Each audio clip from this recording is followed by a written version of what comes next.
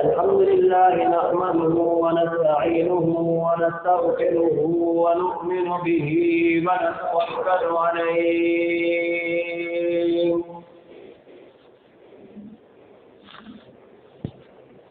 ونعوذ بالله من شرور أنفسنا ومن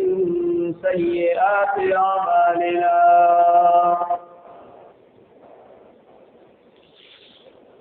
من يهده الله فلا مضل له ومن يضلله فلا هادي له ونشهد أن لا إله إلا الله وحده لا شريك له شهادة تكون للنجاة وسيلة ولرفع الدرجات كفيلا ونشهد أن سيدنا وحبيبنا وشفيعنا وروح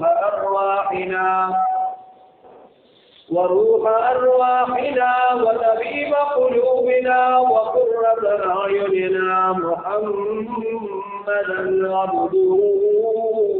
ورسوله قال الله تبارك وتعالى في القرآن المجيد والفرقان الحميد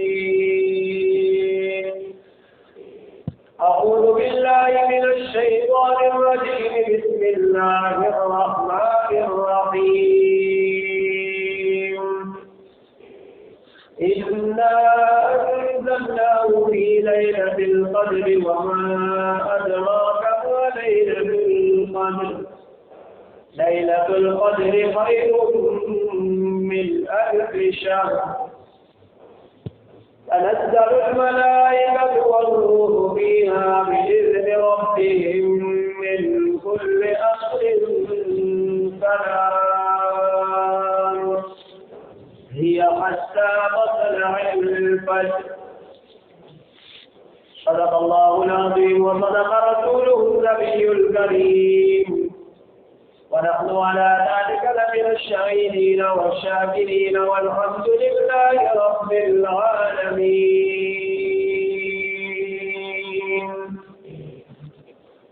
تمام اللهم صل على سيدنا ومولانا محمد وعلى آل سيدنا ومولانا محمد وبارك وسلم وصل عليه.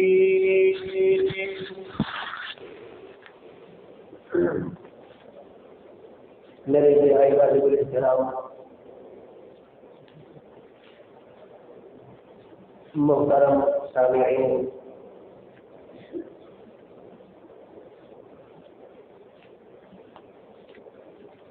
کلام اللہ شریف کی ایک سورت مبارکہ حضرات کے سامنے تلاوت کی.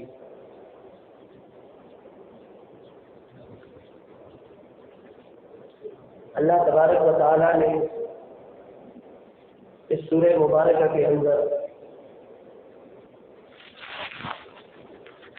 ایک وقت کا تذکرہ فرمایا ہے، ایک ساعت کا تذکرہ فرمایا ہے، ایک گھڑی کا تذکرہ فرمایا ہے. وقت اللہ تعالیٰ کے اختیار میں ہے اور یہ وقت بہت ہی قیمتی وقت ہے. انسان اگر وقت کی قیمت جان لیتا ہے تو انسان کا وقت ضائع نہیں ہوتا، کیونکہ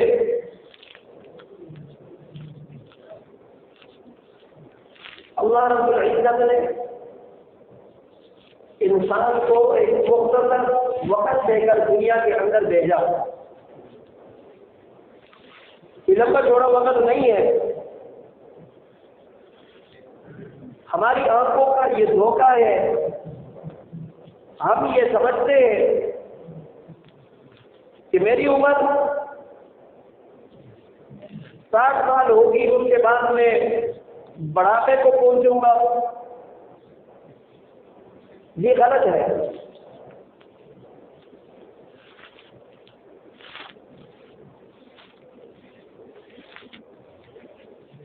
کئیوں کو ہم نے دیکھا ہے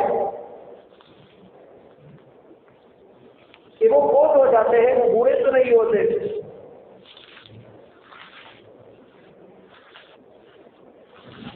موت ان کو آ جاتی ہے، وہ بڑھاپے کو نہیں پہنچے ہوتے۔ تو اس سے معلوم ہوا کہ یہ جو نظریہ ہے ہمارا، یہ غلط نظریہ ہے۔ وقت اللہ تبارک و تعالیٰ نے جتنا دیا ہے انسان کو، وہ انتہائی قیمتی وقت ہے۔ اس وقت کی قیمت کرنی چاہیے، قدر کرنی چاہیے اس وقت کی، کہ یہ وقت میرا فضول کاموں کے اندر ضائع نہ ہو۔ لیکن دیکھا جاتا ہے، افسوس کے ساتھ کہا جا سکتا ہے کہ ہمارا وقت جس طریقے پر آج سے 23 دن پہلے گزر رہا تھا، آج بھی اسی طریقے سے گزر رہا ہے۔ کوئی خاص فرق اس کے اندر محسوس نہیں ہوا، تبدیلی اس کے اندر نہیں آئی۔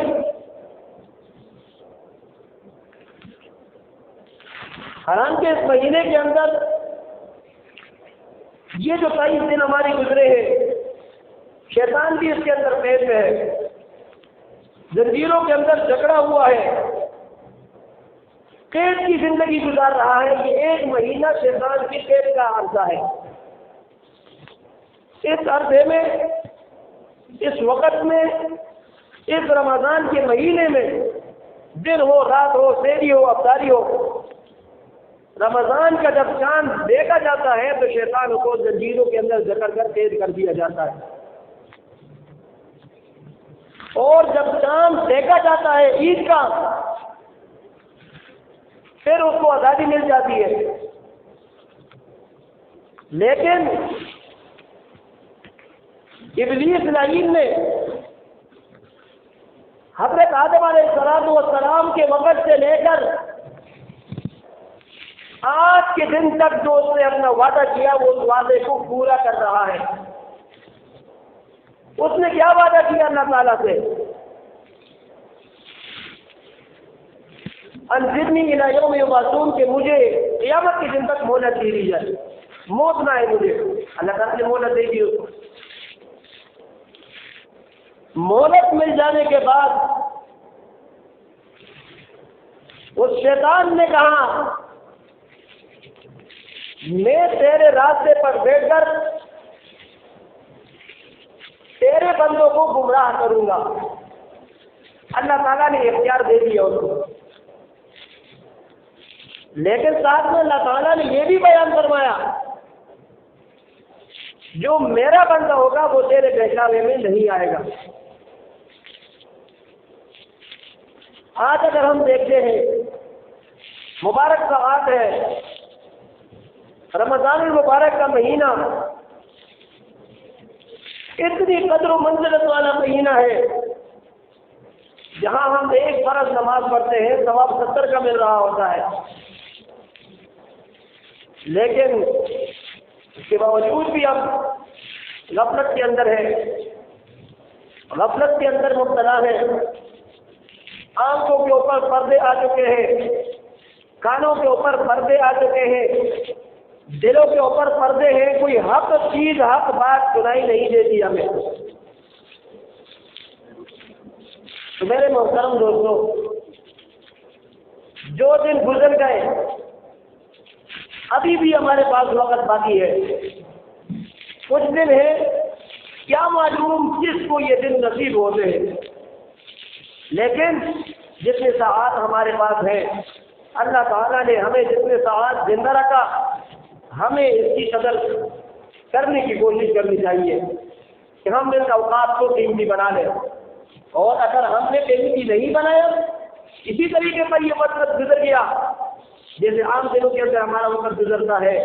نمازوں کا اہتمام نہیں ہے، تلاوت کی کثرت نہیں ہے، کلمہ طیبہ اور استغفار کی کثرت نہیں ہے، باقی جو اعمال ہیں، معمولات ہیں، ذکر اذکار ہے، ان کی کثرت نہیں ہے، دعاؤں کی کثرت نہیں ہے، تو پھر ہمیں اپنے آپ کو ان وعیدوں کے لیے تیار رکھنا چاہیے جو نبی علیہ السلام نے اپنے مبارک زبان سے ارشاد فرمائے کہ ہلاکت ہو اس انسان کے لیے جس کے اوپر رمضان المبارک کا مہینہ گزر جائے اور اس کی مغفرت نہ ہو جائے۔ تو اگر ہمیں نماز کی فکر ہے، ہمیں 5 وقت کی نماز ہمیں جماعت کے ساتھ میں چاہیے، تو ہمیں خوشی کر لینی چاہیے، خوش ہونا چاہیے ہمیں کہ اللہ تعالیٰ کا ایک حکم اپنا پورا کر رہے ہیں، اور تلاوت باقی نیک اعمال روزے کے جو حقوق ہیں وہ ادا ہو رہے ہیں، کہ شکر ادا کرنا چاہیے۔ اور اگر ان چیزوں کے اندر سستی ہے تو پھر اپنے آپ کو توبہ اور استغفار کے لیے مزید اپنے کمر کو کس لینا چاہیے کہ ہمیں توبہ اور استغفار کی اشد ضرورت ہے۔ اور توبہ اور استغفار کی ضرورت ہمیں کیوں نہ ہو جب نبی علیہ السلام جو خاتم النبیین ہے، جو اولین اور آخرین کے پیغمبر ہے، جو سب سے افضل ہے، تمام انبیاء کرام سے افضل ہے، اور امام الانبیاء ہے، تمام انبیاء کرام کے امام ہے، وہ فرماتے ہیں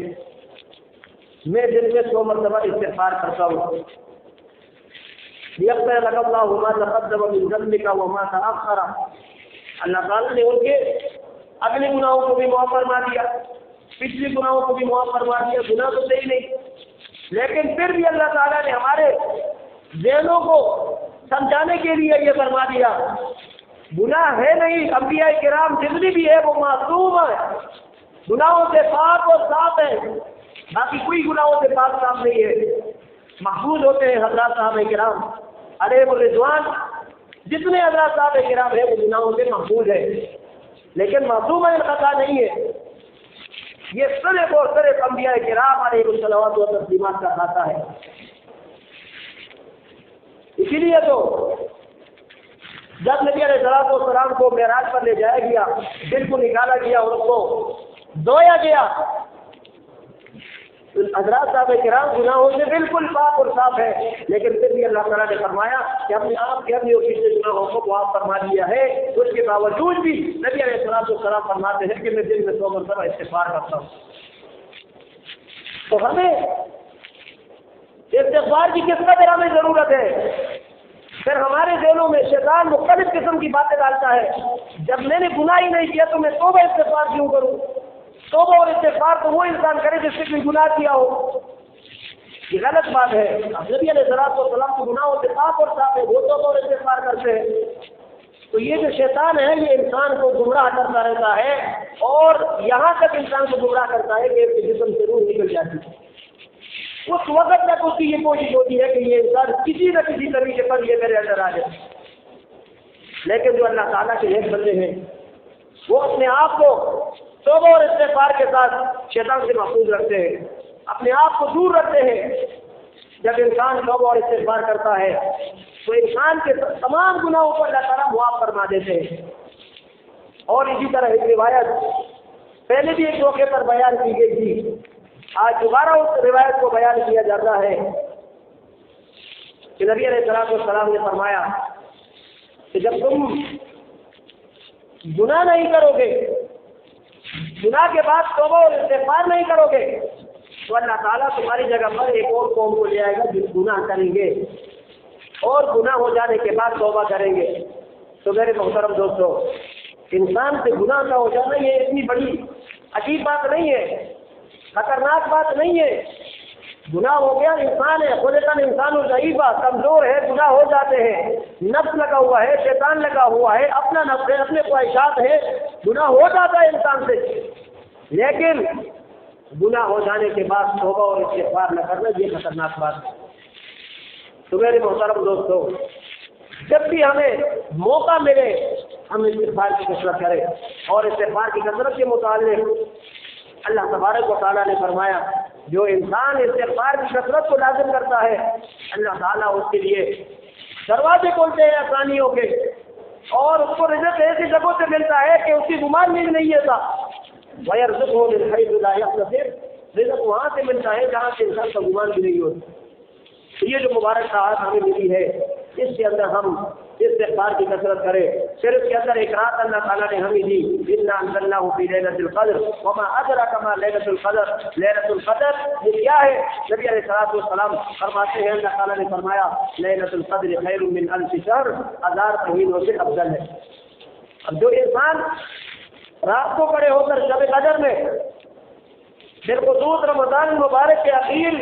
10 راتوں میں جو عبادت کرتا ہے, عبادت کا اہتمام کرتا ہے, وہ ایسا ہے گویا کہ وہ 1000 مہینوں کا عبادت کرتا ہے. تو ہمیں اس مہینے میں عبادت کی کثرت کرنی چاہیے, تلاوت کلام پاک کی کثرت ہو, اور پھر خصوص جو سب سے اہم ہے وہ نمازوں کی اور استغفار کی کثرت ہے. اور اسی طریقے سے اس مہینے کے اندر جو ہم نے کام کرتے ہیں زیادہ طور پر ایک استغفار ہو گیا, دوسرے نمبر پر نماز ہے. اچھی بات ہے کہ انسان نوافل کا اہتمام کرے, نفل نمازوں کا اہتمام کرے, لیکن اس سے ضروری ہے کہ انسان کے دن میں جو قضا نمازیں ہیں ان کی ادائیگی شروع کرے. ابھی رمضان کا مہینہ ہے, ہر نماز کے ساتھ ایک دن میں 5 نمازیں, 5 دنوں کی نمازیں آپ پڑھ سکتے ہیں. اگر ایک دن میں 5 دنوں کی نمازیں ہوگی تو یہ کتنے نمازیں بنتی ہے؟ یہ آپ کے دن میں سے ثابت ہوگی. آپ بے شک نفل نہ پڑھے, نفل سے زیادہ فرض ضروری ہے جو ہمارے ذمہ ہے, جس کے بارے میں پوچھا جائے گا انسان کو کسی بھی صورت سے نماز پڑھنے کی موافق نہیں ہے. بے شک ہم اس کے مرنے کے بعد اس نے جو اپنے جائیداد میں سونے کے پہاڑ توڑے ہیں وہ پہاڑ بھی اگر دے دیے جائے تو نماز کی معافی نہیں ہوتی. خاص طریقہ ہے یا تو نماز کی ادائیگی ہو یا نمازوں کا فدیہ دیا جائے, اس صورت میں معاف ہوتے ہیں. تو میرے محترم دوستو, یہ 4 دن پہلے یہاں مسجد میں سبق میں بات کری کہ جو مہنگائی کے حالات جا رہے ہیں, اب تو لوگ چلو ایسا کر لیتے ہیں, ایک آدھ بیگ بنا لیتے ہیں اپنے عزیز کے لیے, سارے ثواب کے لیے, لیکن جس طرح مہنگائی دن بہ دن بڑھتی چلی جا رہی ہے, یقین کرے دفن کے بعد لوگ نام بھی نہیں لیں گے. تو انسان کو صرف اور صرف اپنے دے کا اعمال ہی بتا سکیں گے. اگر اس انسان کے پاس نمازوں کا ذخیرہ ہے, نوافل کا ذخیرہ ہے, تلاوت کی کثرت ہے, توبہ اور استغفار کی کثرت ہے, تو اس انسان کے لیے قبر کے اندر آسانیاں ہے. مگر نہ یہ جو بعد میں اتنے چیزیں کی جاتی ہے اس سے انسان کو ثواب ضرور پہنچتا ہے, لیکن سب سے پہلے نمبر پر انسان کو اپنا عمل زیادہ کام دیتا ہے. تو اس لیے ہمیں چاہیے کہ ہم نمازوں کو جو ہماری قضا ہوئی ہے اس کا اندازہ لگائے. 5 سال کی نمازیں ہیں, 1 سال کی نمازیں ہیں, کچھ قسمت ایسی بھی ہوتے ہیں کہ جن کی ایک بھی نماز قضا نہیں ہوتی, اور جس وقت اس کو بیماری شروع ہوتی ہے, مرض الموت جس وقت شروع ہوتا ہے, اس مرض وفات میں اگر 1 2 3 نماز آ جائے تو وہ نماز رہ جاتی ہے, باقی اس ذمہ کی نماز نہیں ہوتی. تو یہ انتہائی اور خوش قسمتی کی بات ہوتی ہے کہ انسان کے ذمہ اللہ تعالیٰ کے فرائض نہیں ہے, اور اللہ تعالیٰ کے فرائض اگر نہ ہو تو پھر اللہ تعالیٰ فیصلہ بھی اسی فرض کے اوپر فرماتے ہیں. نبی علیہ السلام نے دنیا سے پردہ فرمانے کے وقت یہی تو فرمایا تھا کہ الصلاۃ وما ملکت ایمانکم, میری امت نماز کو نہ چھوڑنا, نماز کو نہ چھوڑنا, نماز کو نہ چھوڑنا. یہ نبی علیہ السلام کی آخری وصیت تھی, اور اس کے ساتھ ساتھ جو آپ کے ماتحت ہے اپنے ماتحتوں کا خیال رکھنا ہے. تو میرے محترم دوستو, ہم آج سے یہ عہد کریں, میری جتنی نمازیں رہ گئی ہے آپ ایک اندازہ اس کا لگائیں, اور اس اندازے کے بعد آپ ان نمازوں کی کثرت شروع کر دیں. اور پھر ہمیں ہر طرف سے یہ دھوکہ دیا جاتا ہے, ہمارے دائیں بائیں ایسے بہت سارے لوگ موجود ہوتے ہیں جس طرح یہ قادیانی لوگ ہیں, اور غلط عقائد کے جو لوگ ہوتے ہیں وہ طرح طرح کے اپنے سے باتیں بنا کر کبھی حضرت علی رضی اللہ تعالیٰ عنہ کی طرف منسوخ کرتے ہیں, کبھی کس صحابی کی طرف منسوخ کرتے ہیں کہ انہوں نے یہ کہا, اگر آپ نے یہ کر لیا تو آپ کے یہ کام آپ کو اتنے عرصے کے. اور اسی کے ساتھ ساتھ جو ہے ایک خاص عمل جو اس جمعے کا جو آخری جمعے کو بیان کیا جاتا ہے, جو منفرد ہے کہ آپ 4 رکعت نماز پڑھیں اور آپ کی جتنی بھی نمازیں ہیں وہ سارے نماز آپ کی معاف ہو جائے گی. ایسی کوئی بات نہیں ہے. اگر ایسی بات ہوتی تو پھر اللہ تعالیٰ صاحب حکم قرآن کریم کے اندر فرما دیتے کہ پورے سال نماز پڑھنے کی ضرورت نہیں ہے, رمضان کے آخر جمعے میں آپ آ کر ایک نماز پڑھ لو 4 رکعت کی, سارے آپ کو معاف ہو جائیں گے. یہ انسان کو صرف دھوکہ دیا جا رہا ہے, شیطان کی طرف سے دھوکہ ہے, اور انسان اپنے نفس کی طرف سے یہ دھوکہ کھاتا ہے کہ پورا سال نماز نہیں پڑھے جو اللہ کا حکم ہے, اور ایک دن آ کر 4 رکعت پڑھ لیے تو سارے معاف ہو گئے. یہ کہ مذاق تو نہیں ہے, اللہ تعالیٰ کا دین ہے, اللہ تعالیٰ اسے معافی نہیں کرتا. اللہ تعالیٰ نے جو حکم